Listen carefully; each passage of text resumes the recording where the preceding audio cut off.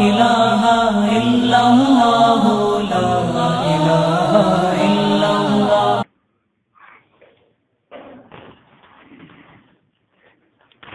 بسم اللہ الرحمن الرحیم. پڑھیے.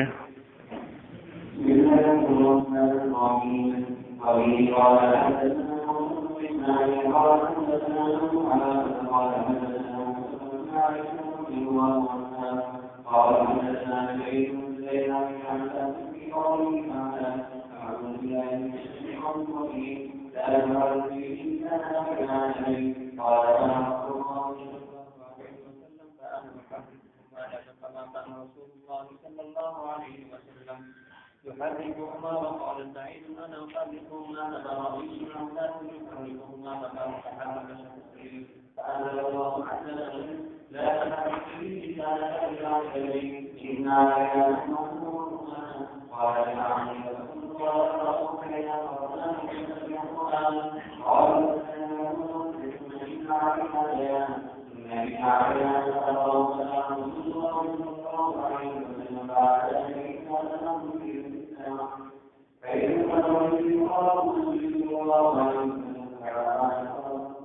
جی ہاں جی ہاں جی ہاں.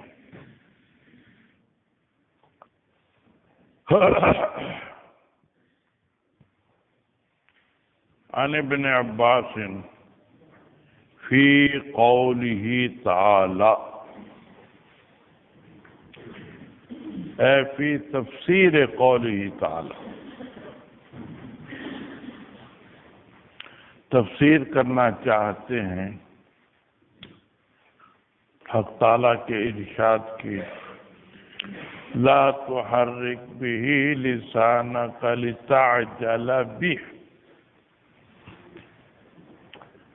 حرکت نہ دیجیے اپنی زبان کو تاکہ جلدی سے یاد کر لیں آپ اس کو. جی ہاں جی ہاں جی ہاں. لا تحرک به لسانک لتعجل به.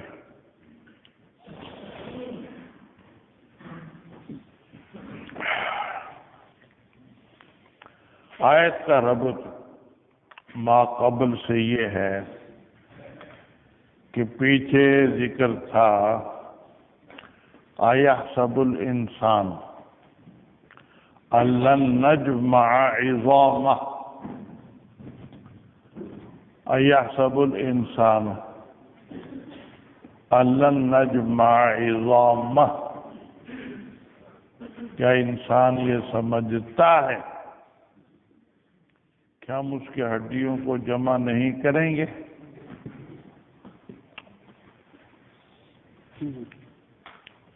اس کی تردید کے لیے نقل کر دیا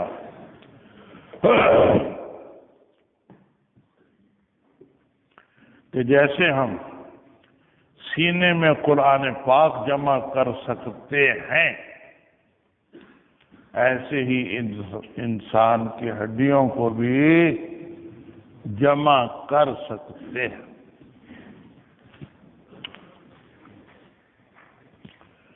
جی ہاں جی ہاں جی ہاں جی ہاں.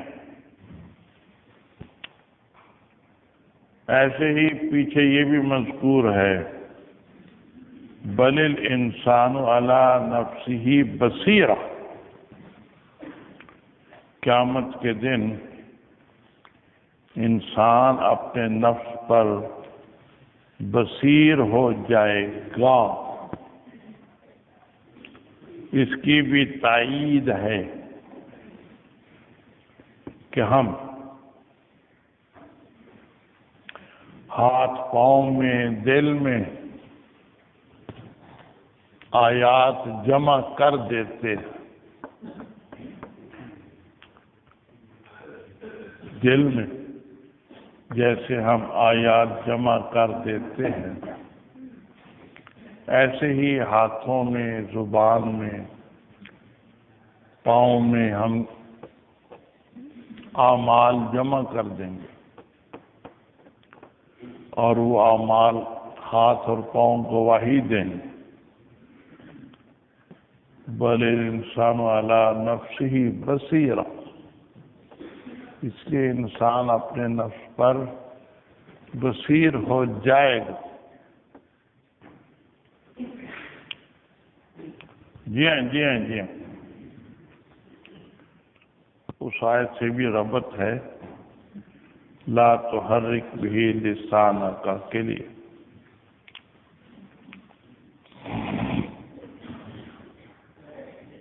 جی ہاں، قال رسول اللہ صلی اللہ علیہ وسلم يعالج من التنزيل شدة۔ آپ قرآن پاک سے مشقت برداشت کرتے تھے، مشقت برداشت کرتے،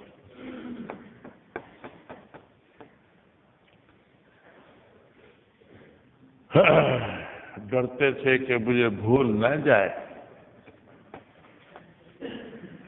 اس لیے آپ ساتھ ساتھ پڑھتے تھے تاکہ میں ساتھ ساتھ یاد کر لوں، بھول نہ جاؤں۔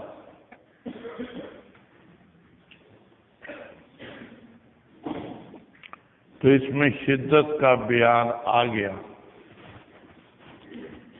اس کی شدت کے بیان کی وجہ سے مناسبت ہو گئی باب سے، کیف کان بدء الوحی،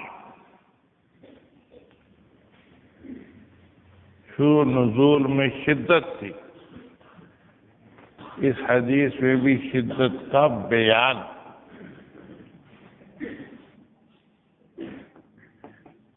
پھر آپ کا پڑھنا ساتھ ساتھ یہ اس لیے تھا تاکہ قرآن پاک یاد ہو جائے، محفوظ ہو جائے۔ تو عظمت اور عصمت یہ باب کا مقصد ہے، عظمت اور عصمت۔ آپ کا پڑھنا بھی عظمت اور عصمت پر مبنی ہے، اس لحاظ سے بھی باب سے مناسبت ہے۔ کیف کان بدء الوحی، باب یہ رکھا ہوا۔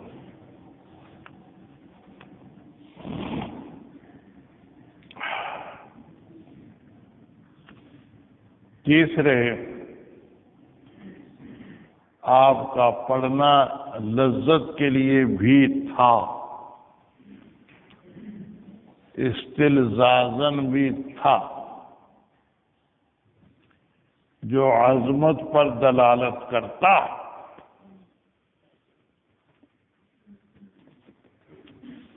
باب کا مقصد بھی عظمت و عصمت ہے، اور لا تحرک میں بھی عظمت پائی گئی،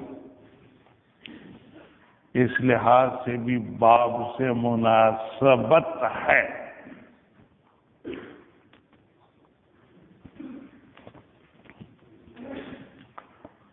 وَكَانَ مِمَّا يُحَرِّكُ شَفَتَيْهِ،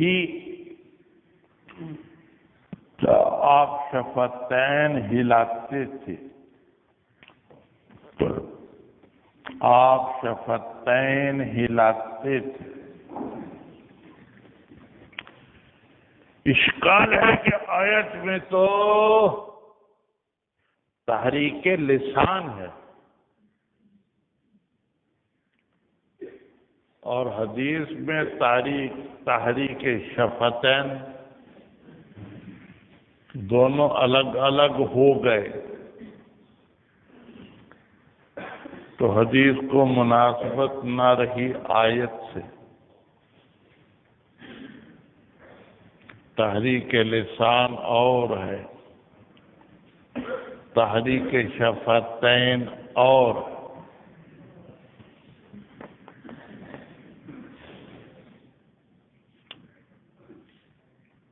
جواب یہ ہے کہ دونوں متلازم ہیں، اکثر حالات میں دونوں اکٹھے ہوتے ہیں، تحریک لسان اور تحریک شفتین، ہونٹوں کا ہلنا اور زبان کا ہلنا، زیادہ تر یہ متلازم ہے، ایک دوسرے کو لازم ہے۔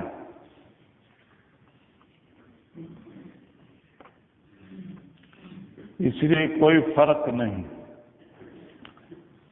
آیت میں تحریک لسان ہے، حدیث میں تحریک شفتین، دونوں میں تلازم ہے۔ جی ہاں جی ہاں جی ہاں۔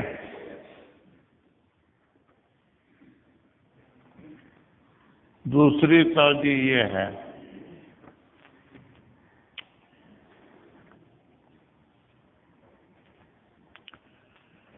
کہ مقصد دونوں میں تحریک فم ہے، تحریک فم، منہ ہلانا، اس میں تحریک لسان بھی آ گیا، تحریک شفتین بھی آ گیا۔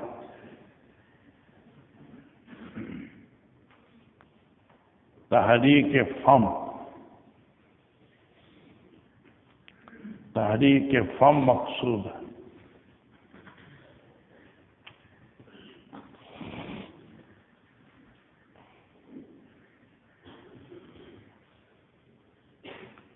تیسری توجہ یہ ہے کہ یہاں صنعت ایک اتفاق ہے، ایک اتفاق،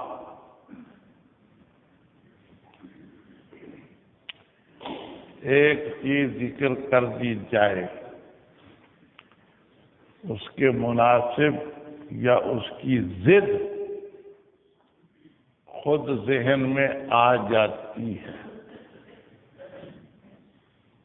اس کا نام ہے صنعت اکتفاء۔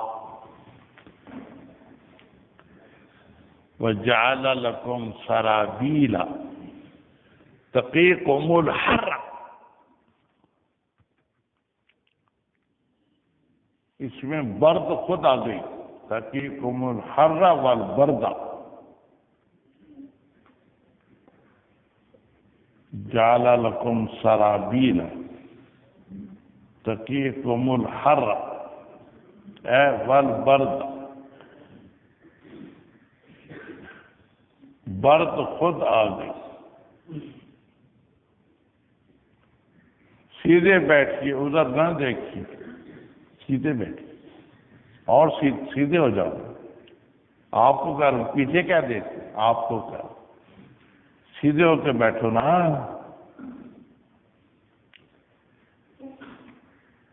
استاد ادھر تو نہیں بیٹھا ہوں، استاد تو ادھر بیٹھا۔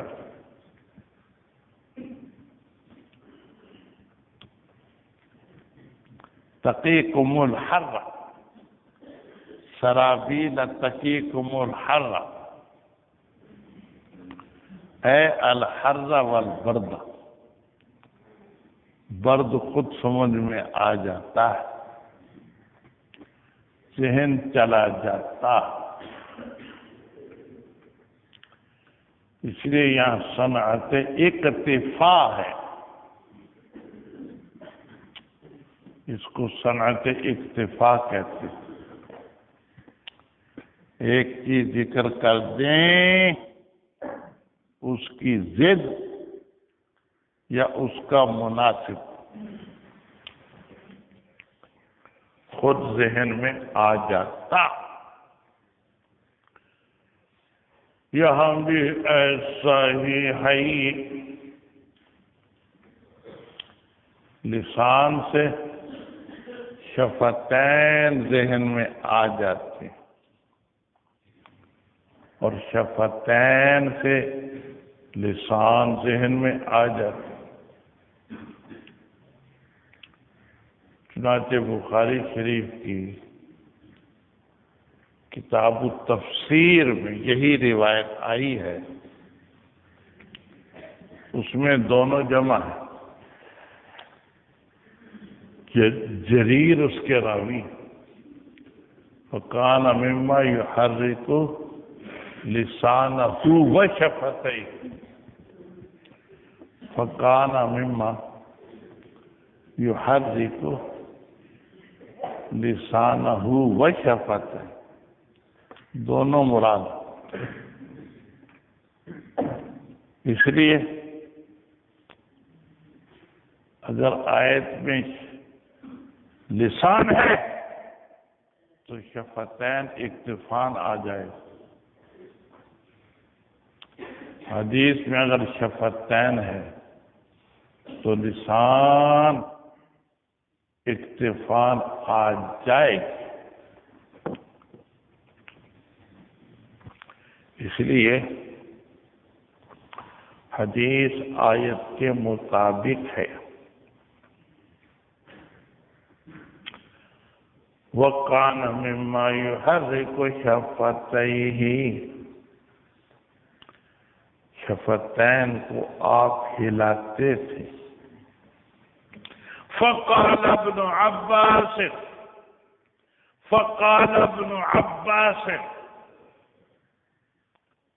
فَأَنَا أُحَرِّكُهُمَا، میں بھی تمہیں ہلا کر دکھاتا ہوں۔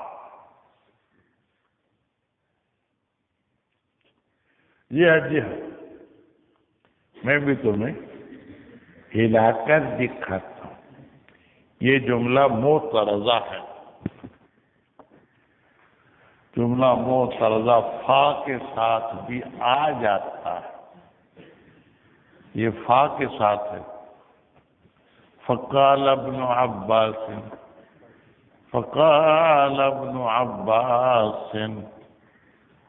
جی ہاں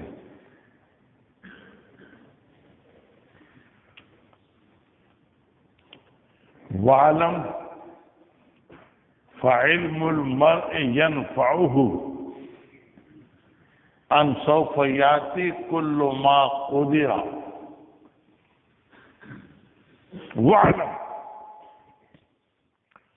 فَعِلْمُ الْمَرْءِ، یہ جملہ معترضہ ہے۔ وَعْلَمْ فَعِلْمُ الْمَرْءِ،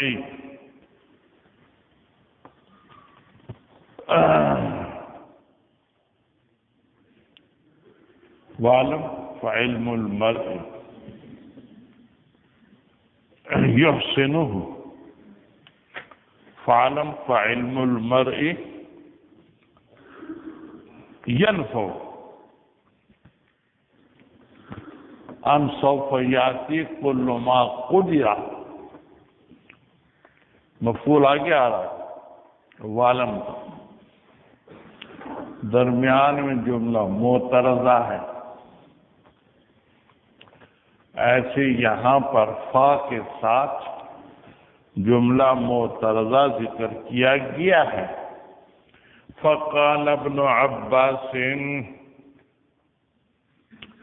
فرمایا حضرت ابن عباس نے، فَأَنَا أُحَرِّكُهُمَا، میں بھی تمہیں لب ہلا کر دکھاتا ہوں، جیسے تھے رسول اللہ صلی اللہ علیہ وسلم يحركهما، جیسے آپ لب ہلاتے تھے میں بھی لب ہلا کر دکھاتا ہوں۔ شبہ ہوتا ہے کہ حضرت ابن عباس تو ہجرت سے 3 سال پہلے پیدا ہوئے ہیں،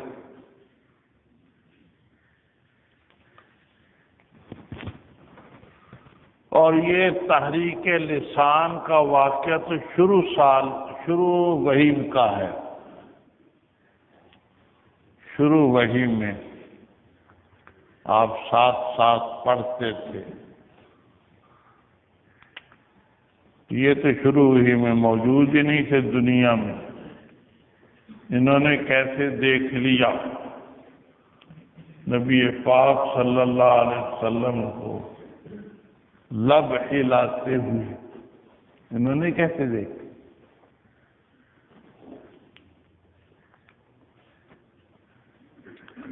جواب اس کا یہ ہے کہ خود نبی پاک صلی اللہ علیہ وسلم نے بعد میں اپنا واقعہ نقل کیا تھا کہ میں یوں لب ہلایا کرتا تھا، تو وہی نازل ہو گئی، لا تحرک به لسانک لتعجل به۔ خود نبی پاک صلی اللہ علیہ وسلم نے اپنا واقعہ شروع وحی کا بعد میں دہرایا، وہ دیکھ لیا۔ حضرت ابن عباس رضی اللہ تعالی عنہما نے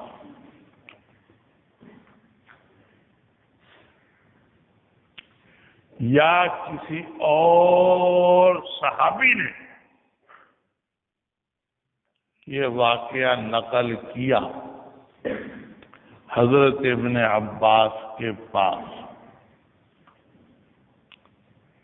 اس وقت انہوں نے لب ہلا کر دکھائے کہ نبی پاک صلی اللہ علیہ وسلم اس طرح لب ہلایا کرتے تھے۔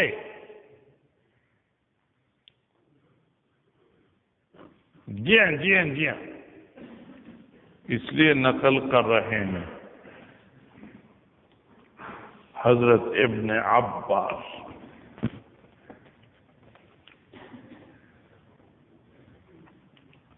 خود نبی پاک صلی اللہ علیہ وسلم نے اپنا واقعہ نقل کیا بعد، یا کسی اور صحابی نے نقل کیا، اس سے پتہ چل گیا حضرت ابن عباس رضی اللہ تعالی عنہما جی ہاں جی ہاں جی ہاں،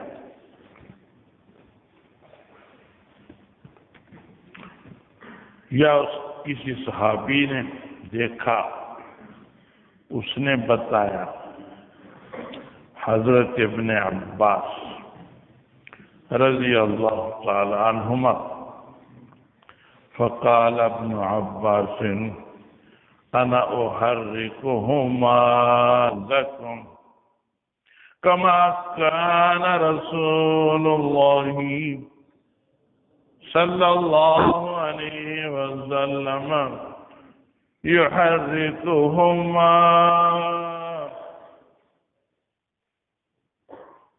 وقال سعید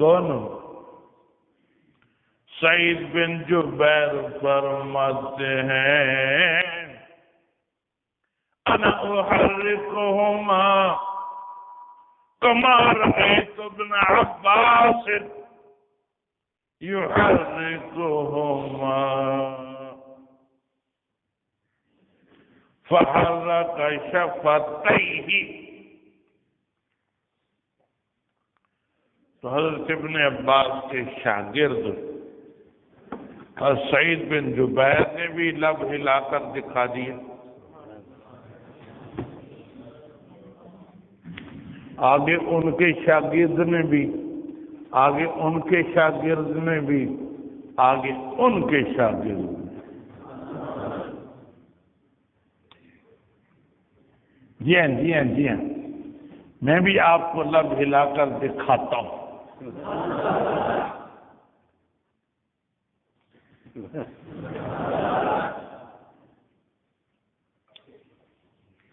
اسی لیے اس حدیث کا لقب ہے مسلسل بتحریک شفتین۔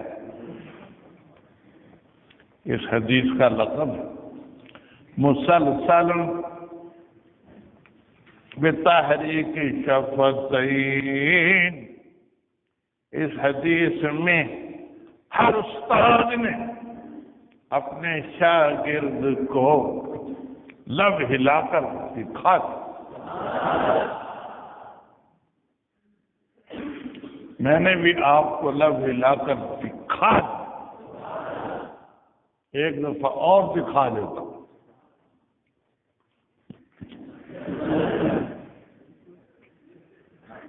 اس طرح لب ہلاتے تھے نبی پاک صلی اللہ علیہ وسلم۔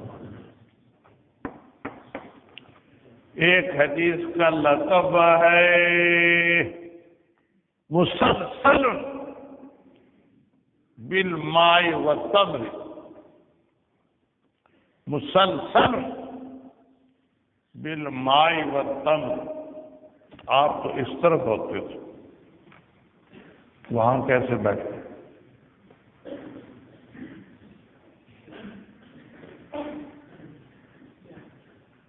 یہ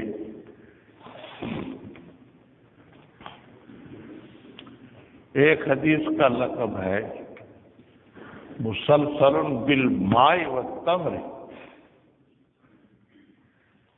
اس میں ہر استاد نے اپنے شاگرد کو حدیث پڑھاتے وقت پانی اور کھجوریں کھلائی۔ ہم آپ کو دوپہر کا کھانا کھلاتے ہیں،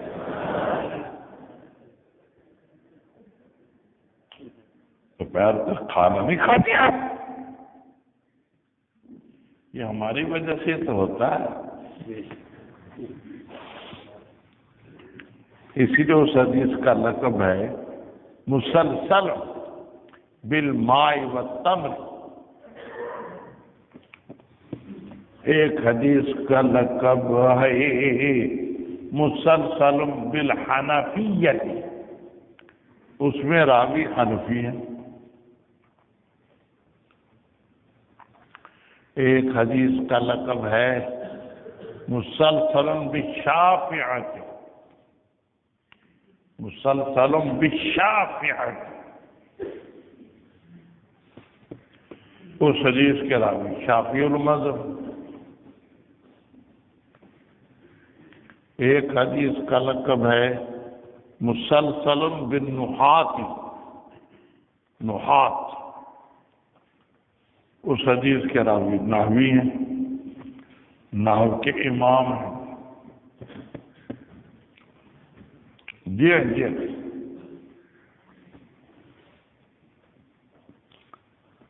اور عملی طور پر نقل کرنے کا فائدہ یہ ہوتا ہے کہ ذرا زیادہ مضمون ضبط ہو جاتا،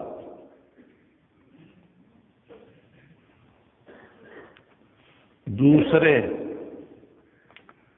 شبہ تدلیس کا نہیں رہتا، شبہ تدلیس کا نہیں رہتا۔ تدلیس کے معنی ہوتے ہیں کہ راوی اپنے استاد کا نام نہ لے، دادا استاد کا لے لے، دادا استاد کا نام لے لے، اس کو تدلیس کہتے ہیں۔ تو جب ہر ایک راوی بتاتا ہے کہ میں نے یوں دیکھا، میں نے یوں دیکھا، میں نے یوں دیکھا، تو پھر تدلیس کا احتمال نہیں رہتا، پھر تدلیس کا احتمال نہیں رہتا۔ جی ہاں جی ہاں جی ہاں، یہ فائدہ ہے عملی طور پر نقل کرنے کا۔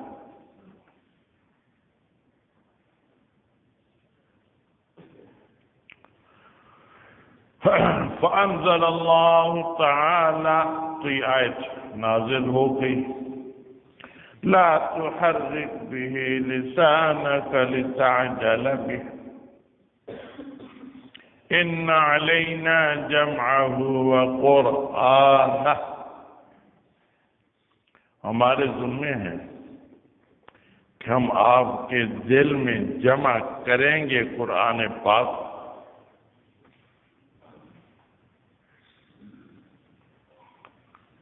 جی ہاں جی ہاں جی ہاں. قال جمعہ لہو فی صدرک، جمع سے یہی مراد ہے کہ آپ کے سینے میں ہم جمع کر دیں گے.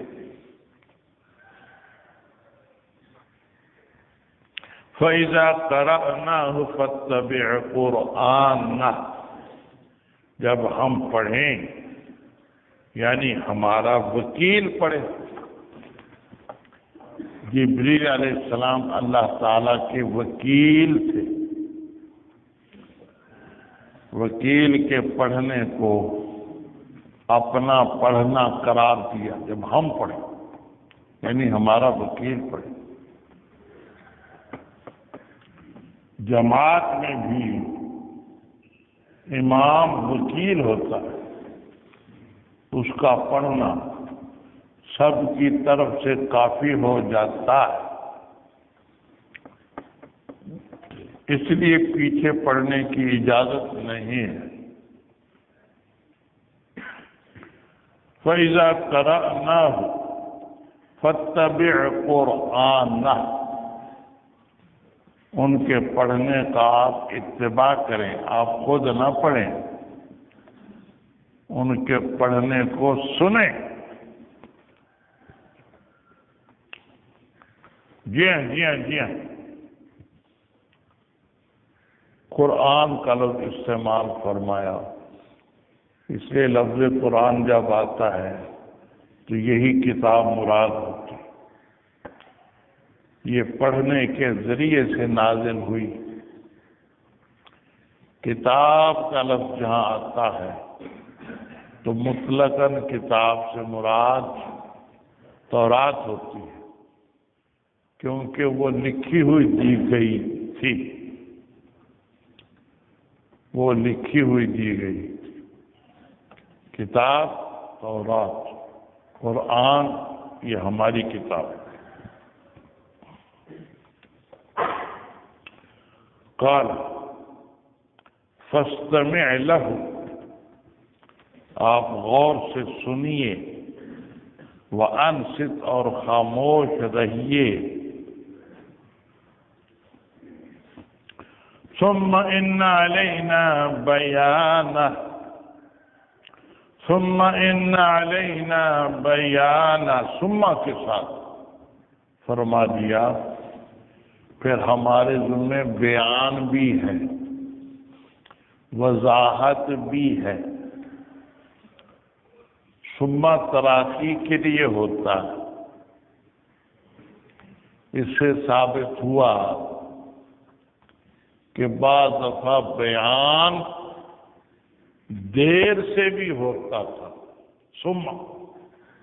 ثم ان علینا بیانہ.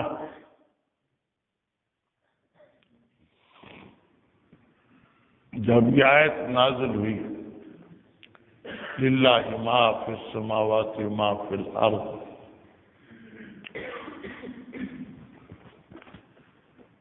وَإِن تُخْفُوا مَا فِي أَنفُسِكُمْ أَوْ تُبْدُوهُ يُحَاسِبْكُم بِهِ اللَّهُ، جو اپنے دل کی بات چھپاؤ گے یا ظاہر کرو گے اس کا حساب ہوگا.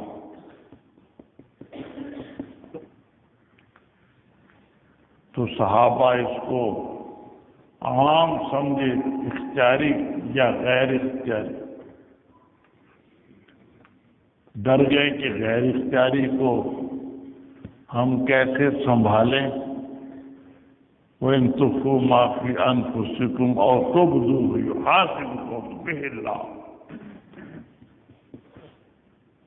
فرمایا کہ بس مان جاؤ، انکار نہ کرو. آمن الرسول بما انزل الیہ من ربہ والمؤمنون، کا ہم مانتے ہیں. پھر اس کی وضاحت نازل ہوئی.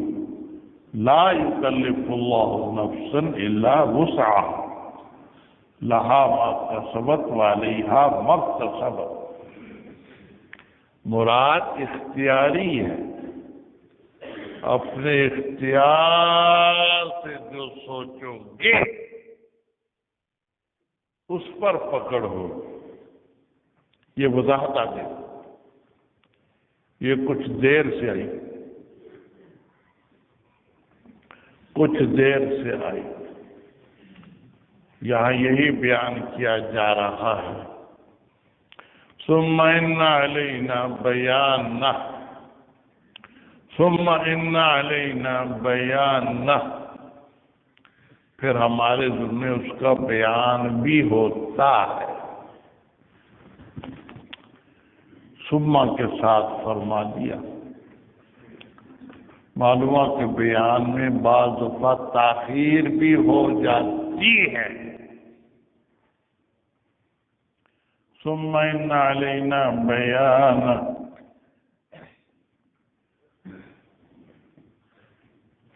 ان علینا جمعہ وقرآنہ، جمع ہم کرتے ہیں. معلومات کے حفظ اللہ تعالی کی امداد سے ہوتا ہے، انسان خود نہیں کر سکتا، ان کی امداد سے حفظ ہو جاتا. اتنی بڑی کتاب یاد ہو جاتی، ایک ایک لفظ یاد ہو جاتا. جی ہاں جی ہاں جی ہاں، ان علینا جمعہ وقرآنہ.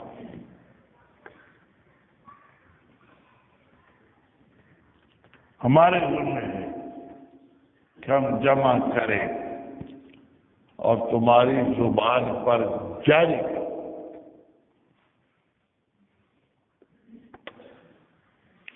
یہ مسئلہ بھی نکل آیا کہ حفظ ان کی امداد سے ہوتا ہے، بیان میں تاخیر بھی ہو جاتی ہے، اور فعل کے ساتھ وضاحت کر دی جائے حدیث کی، جیسے کہ تحریک شفتین راوی کرتے رہے، تو اس سے زیادہ قوت آ جاتی ہے، الفاظ کے یاد کرنے میں آسانی ہو جاتی. جی ہاں جی ہاں جی ہاں.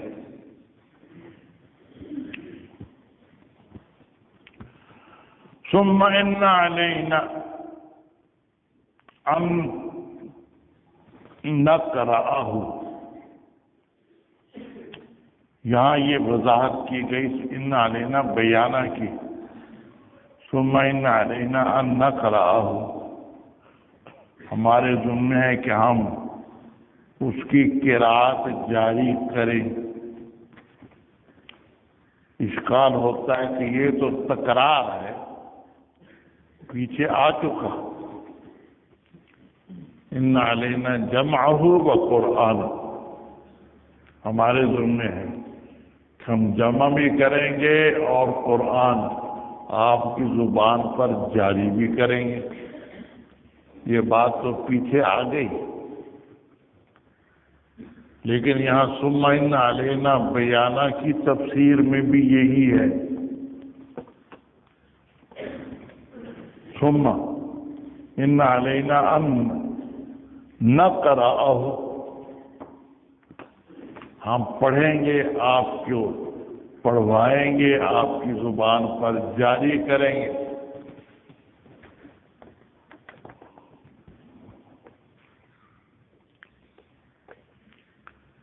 تو یہ تو تکرار ہے. ان علینا جمعہ وقرآنہ میں بھی ہم آپ کی زبان پر جاری کریں گے، اور ثم ان علینا بیانہ کے معنی بھی یہی کہ ہم آپ کی زبان پر جاری کریں گے. تو اس تفسیر میں تکرار ہے.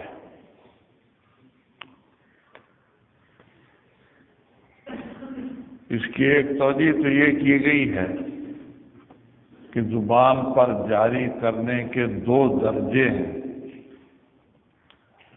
ایک من کا الی نفس کا، اپنے لیے جاری ہونا، من کا الا نفسی کا، اور دوسرا درجہ ہے من کا الا غیری کا، دوسرے کو پڑھانا۔ پہلے من کا الا نفسی کا ہے، اب من کا الا غیری کا ہے، یہ فرق ہے دونوں۔ اور بعضوں نے یہ فرما دیا کہ نہیں، یہاں راوی سے غلطی ہوئی ہے، یہ عبارت پچھلی آیت پچھلے حصے سے لگتی تھی، ثم ان علینا جمعہ وقرآن، کسی راوی نے اس کو بعد میں ذکر کر دیا، یہ راوی کا فہم ہے۔ اسی لیے جو دوسرے حضرات نے تفسیر کی ہے اس آیت کی، ثم ان علینا بیانہ، اے بیانہ مشکلات ہی، یہ مراد ہے، اے بیانہ مشکلات ہی، مشکل باتوں کی وضاحت کرنا، یہ مراد ہے۔ یہ تفسیر راجح ہے، یہ تفسیر راجح ہے۔ ویسے تو حضرت ابن عباس کی تفسیر راجح ہوا کرتی ہے، لیکن یہاں چونکہ تکرار لازم آ رہا ہے، ان کی تفسیر میں،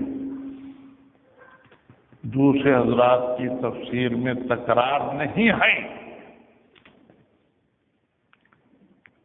ثم ان علینا بیانہ، اے بیانہ مشکلات ہی، مشکل باتوں کو ہم بیان کریں گے، یہ معنی ہے۔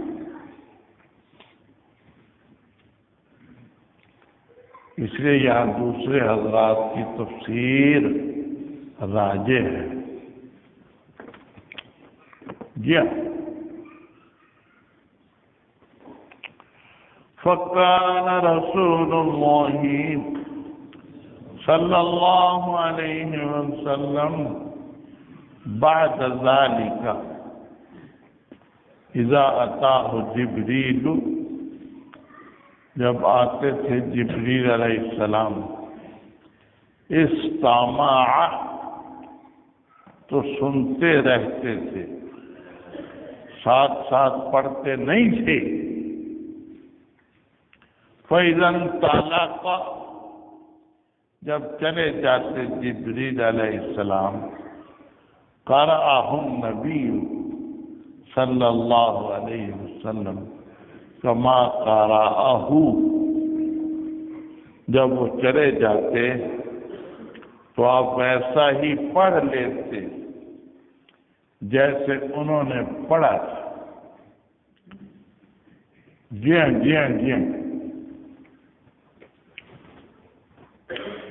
جیسے انہوں نے پڑھا تھا ویسے ہی پڑھ لیتے تھے۔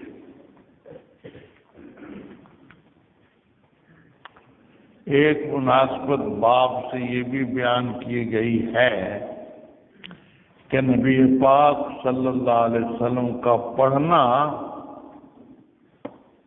لذت کی وجہ سے تھا۔ اس سے بھی قرآن پاک کی عظمت ظاہر ہوتی ہے، اور باب میں مقصود بھی عظمت ہے، اس لحاظ سے حدیث باب کے مناسب ہو گئی۔ اگلی حدیث بھی پڑھ لیجیے۔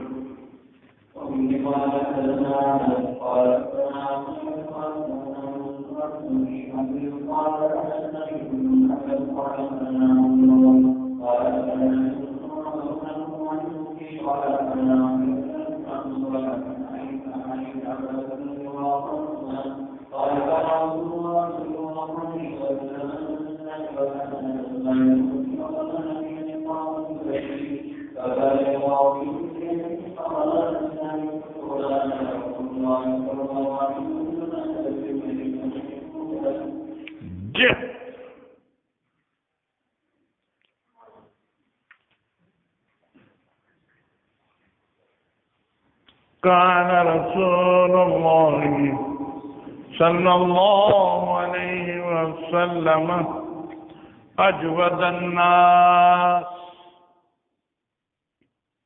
سب لوگوں میں سب سے زیادہ سخی تھے نبی پاک صلی اللہ علیہ وسلم۔ وَكَانَ أَجْوَدُ مَا يَكُونُ فِي رمضان، ما میں دو احتمال ہیں، ما مصدریہ ہے یا ما ظرفیہ ہے۔ مصدریہ ہو تو یہ معنی ہوں گے، کان اجود اقوانہ ما یکون، اجود اقوانہ فی رمضان حاصلا فی رمضان، آپ کی زیادہ سخاوت ظاہر ہوتی تھی رمضان میں۔ کان اجود اقوانہ حاصلا فی رمضان، یہ معنی ہو گئے۔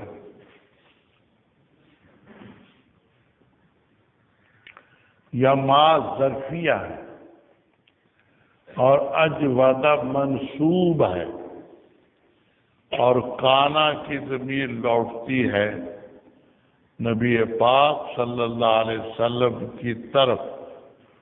قال النبی صلی اللہ علیہ وسلم اجودہ مدت کونہ فی رمضان، رمضان کے مہینے میں آپ زیادہ سخی ہوتے تھے، رمضان کے مہینے میں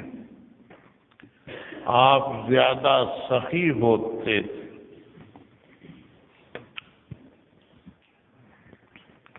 تو اس حدیث میں رمضان کے حالات آ گئے، اس لیے باب سے مناسبت بھی ہو گئی۔ کیف کان بدء الوحی، وہی شروع کیسے ہوئی؟ تو شروع ہوئی رمضان میں۔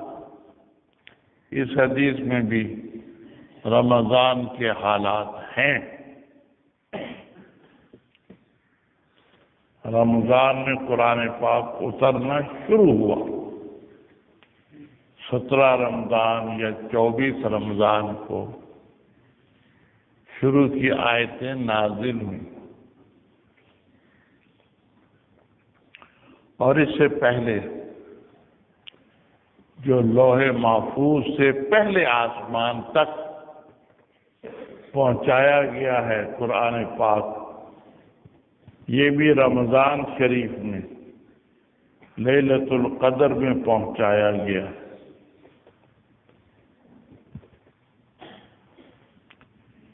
ٹھیک، اور یہاں بھی رمضان کے حالات ہیں، اس لحاظ سے حدیث کو مناسبت ہے باب سے۔ جی ہاں جی ہاں جی ہاں جی ہاں جی ہاں، رمضان میں آپ زیادہ سخی کیوں ہوتے تھے؟ ایک تو رمضان المبارک کا مہینہ ہی برکت کا مہینہ تھا، رمضان المبارک کا مہینہ ہی خود برکت کا مہینہ تھا۔ دوسرے، اس میں کچھ زائد اعمال تھے جن کی وجہ سے برکت بڑھ گئی۔ روزہ ہے، تراویح ہے، اعتکاف ہے، لیلۃ القدر ہے، تلاوت قرآن زیادہ ہوتی ہے رمضان۔ حتیٰ کہ امام بخاری رحمہ اللہ تعالی 40 کے قریب قرآن پاک ختم کر لیتے تھے رمضان۔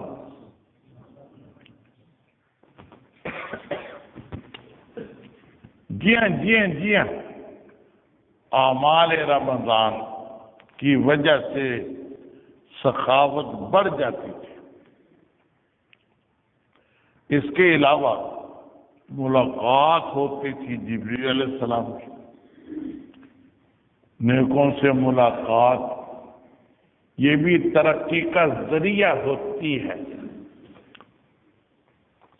اس ملاقات کی وجہ سے بھی رمضان میں سخاوت بڑھ جاتی تھی۔ چوتھے مدارست ہوتی تھی۔ جتنا قرآن پاک نازل ہو چکا ہوتا تھا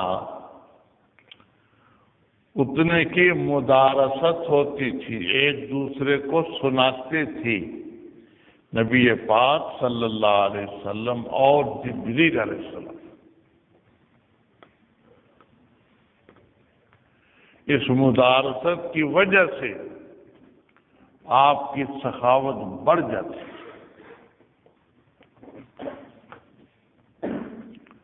مدارست کیسے ہوتی تھی؟ اس میں 2 احتمال ہیں۔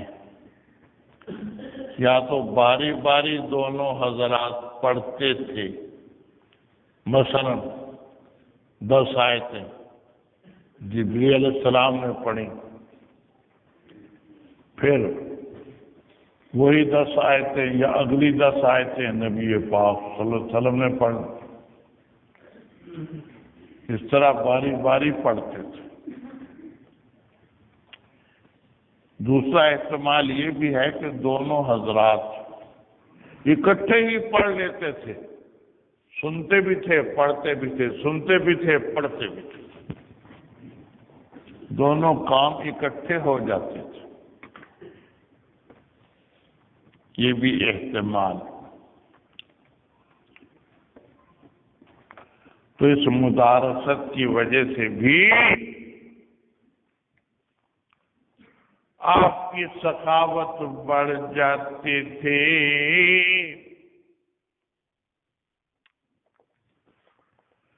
وَكَانَ يَلْقَاهُ فِي كُلِّ لَيْلَةٍ،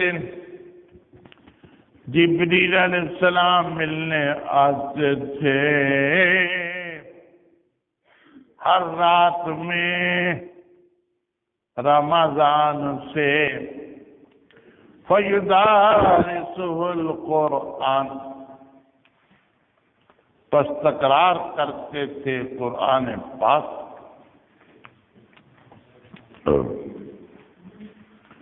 فَلَرَسُولُ اللَّهِ صلی اللہ علیہ وسلم اجود بالخیر من الریح المرسلۃ،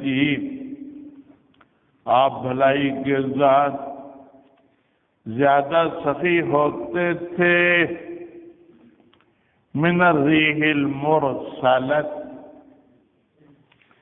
اس ہوا سے بھی زیادہ سخی ہوتے تھے جو چھوڑی گئی ہوتی تھی۔ جی ہاں جو ہوا چھوڑی گئی ہوتی تھی۔ ہوا بہت تیز چلتی ہے،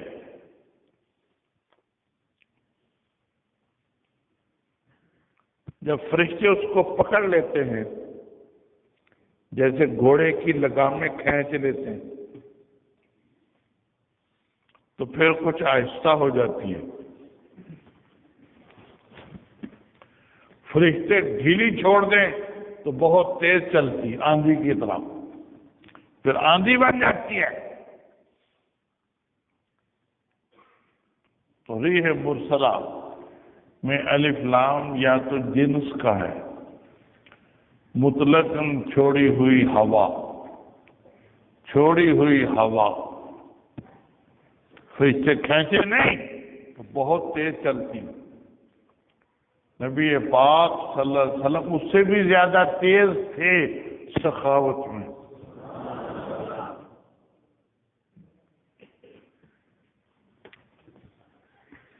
یا الف لام عہد خارجی کا ہے. اس آیت کی طرف اشارہ ہے. وَهُوَ الَّذِي يُرْسِلُ الرِّيَاحَ بُشْرًا بَيْنَ يَدَيْ رَحْمَتِهِ. وَهُوَ الَّذِي يُرْسِلُ الرِّيَاحَ بُشْرًا بَيْنَ يَدَيْ رَحْمَتِهِ. الف لام عہد خارجی کا ہے. اس آیت کی طرف اشارہ ہے. اس آیت کی طرف اشارہ ہے.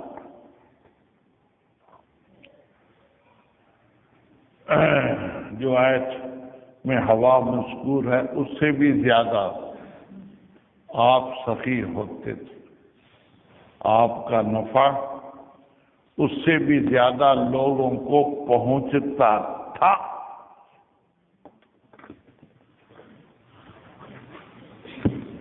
لا الہ